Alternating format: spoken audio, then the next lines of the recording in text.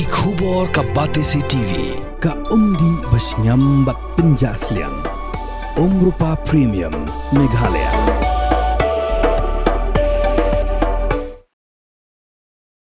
Ka Australia kadegari ke Nyngkong hak berthai.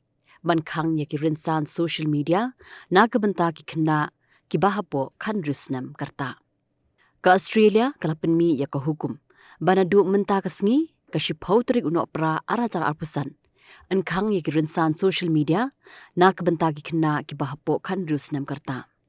Ki Rynsan social media ki ba ka Australia kan Khang ban pendan kam ya ki Khynnah ki kenthum. Ya ka TikTok, ka YouTube, ka Instagram, ka Facebook, bar ki way par ki Rynsan social media, ki badan kumba Hapoh tali AA.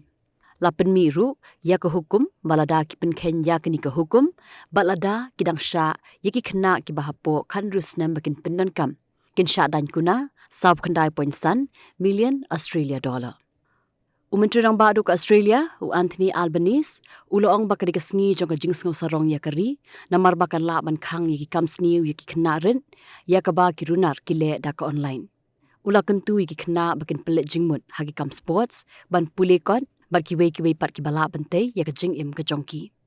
Ki way pat kiri kum ka Denmark, ka New Zealand, ka Malaysia, ki sngaw ya hap ya ka di ka jingle jong ka Australia, bar ki ru shen ki sapen buat lang.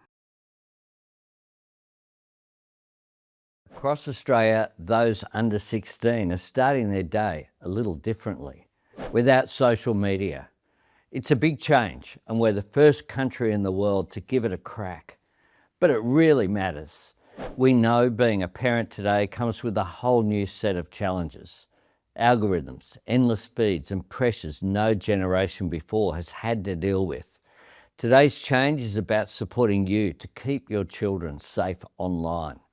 Putting the responsibility right where it belongs, on the social media giants, not on parents. By banning social media for those under 16, we're giving children a childhood and parents more peace of mind.